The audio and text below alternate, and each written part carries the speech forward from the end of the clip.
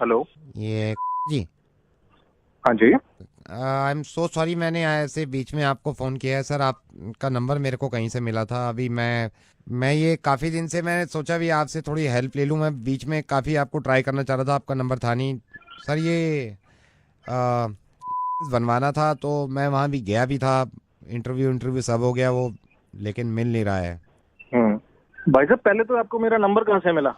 नहीं और आपका अगर नम नहीं, आपको मेरा नंबर दिया किसने? आई एम सॉरी और सर। अगर और इसमें मैं क्या करूंगा? अगर नहीं हो रहा तो भैया मेरा क्या काम है इसमें? कहीं और ट्राई कीजिए आप। मतलब मैंने आपसे इसलिए फ़ोन किया था, मैंने तो आपको एक वजह से फ़ोन किया था नहीं नहीं, सर। मेरे मेरे पास क्यों फोन किया आपने? जो आपका काम नहीं हो रहा वो वहां जाके कराइए, मैं क्या करूंगा इसमें?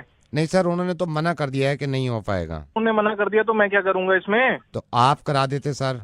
नहीं, मैं नहीं करा सकता ना। ये जो काम जिसका है वही कराएगा। मैं नहीं करा सकता ये काम आपका। आप वहीं पे जाके ट्राई कीजिए। Sir I am sorry but sir कुछ ले दे के नहीं, इसमें अगर आप। सॉरी? ये क्या बदतमीजी है? क्या ले दे के? जो काम मेरा नहीं है उसके लिए मेरे को फोन कर रहे हो? मेरा सर कुछ नंबर ले लिया पैसे कहीं मैं से अगर तुमने? आपके घर पहुंचवा दूं, मतलब आज ही पहुंचवा दूं अबे मतलब। गधे साले, तू मेरे को रिश्वत दे रहा है? तेरे को पता है तू क्या बात कर रहा है? सर वो 2 मिनट के अंदर अंदर करवा सकता हूँ मैं।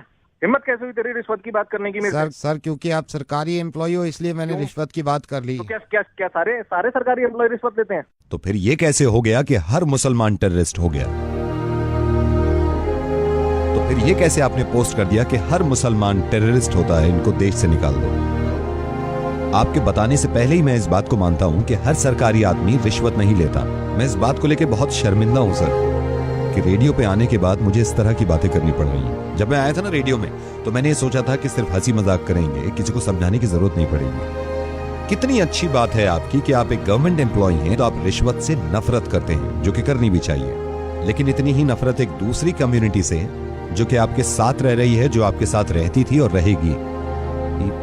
साहब, मैं रेडियो मिर्ची से नवीद बोल रहा हूं, और मुझे लगा कि मैं इस तरह आपको समझाऊंगा तो शायद आपकी समझ में आ जाए।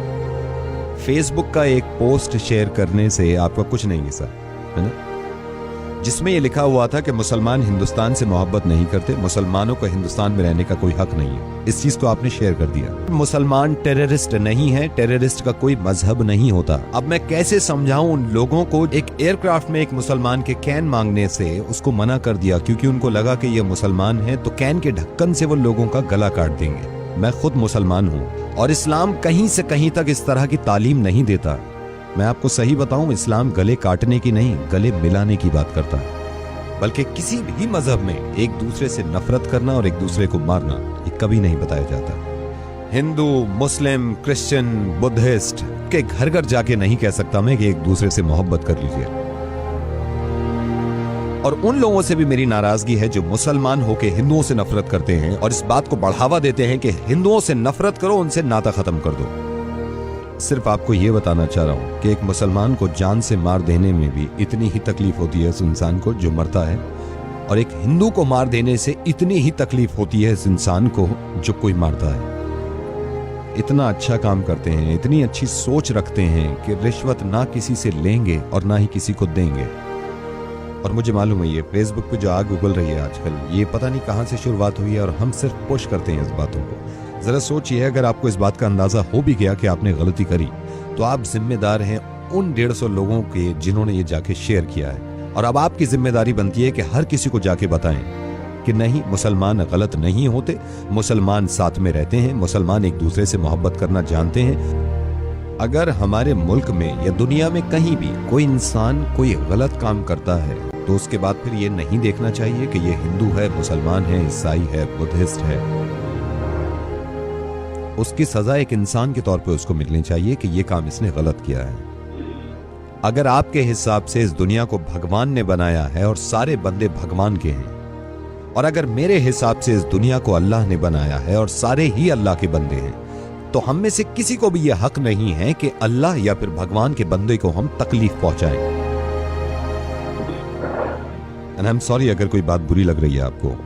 मुझे इस बात पे ही बहुत ज्यादा खुशी है। यह भी हो सकता था कि आप फोन डिस्कनेक्ट कर देते अगर आपकी जहनियत वैसी होती, लेकिन कहीं ना कहीं मुझे ये लग रहा है कि आप बात को समझ रहे हैं। आप इस बात को बिल्कुल गलत मत समझिएगा कि मैं एक मुसलमान होने की वजह से फोन कर रहा हूं। मैं एक इंसान होने की वजह से फोन कर रहा हूं। किस तरह दुनिया को ये समझाऊं कि कोई साहिबा अगर बुर्का पहने हुए हैं तो उनसे डरने की जरूरत नहीं है। किसी इंसान की अगर दाढ़ी है तो जरूरी नहीं है कि बॉम्ब उसके पास है, क्योंकि जो इंसान अल्लाह के खौफ से दाढ़ी रखता है वो किसी का दिल नहीं तोड़ सकता, बॉम्ब से तो क्या उड़ाएगा।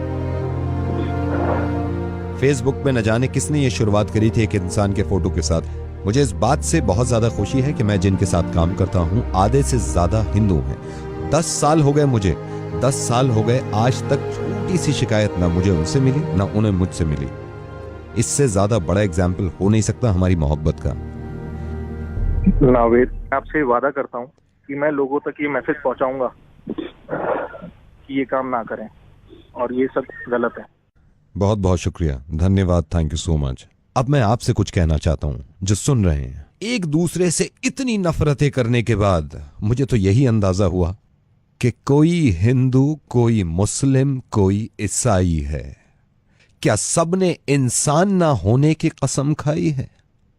प्लीज इंसान बन के रहें।